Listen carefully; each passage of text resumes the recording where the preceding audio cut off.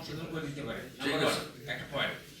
দ্বিতীয় পয়েন্ট হচ্ছে যে তাছাড়া হলফনামা নাসিল আক্তার নথিতে না আছে উল্লেখ করেন অস্ত্রের কথা আমরা এটা করছে যে উনি হচ্ছে অন্য টিম ইউজ করেছেন সেই বিষয়ে আমরা জি বলারটা হলো যে হলফনামাতে উনি বলছে আমার ট্যাক্স উনি আদার্স যে দায় বলছে only 5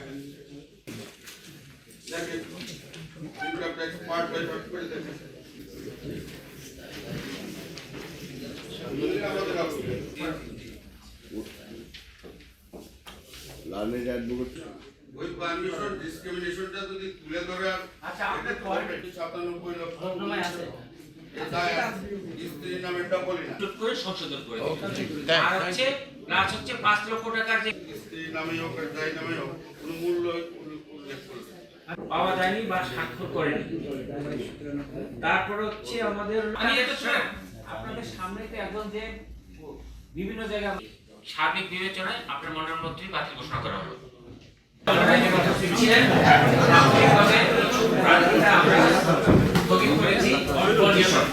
তাদের যে হলফনামার মধ্যে কিছু কারেকশন আছে এই কারেকশনগুলো করে দিলে আমরা প্রার্থীটা আমাদের যে নতুন এবং ফিরে আসা গ্রাহকদের জন্য নগদে চলছে ক্যাশব্যাক সহ প্রতিদিন হাজারো উপহার জেতার সুযোগ। হবে আশা আর ফেরা সারপ্রাইজ সেরা।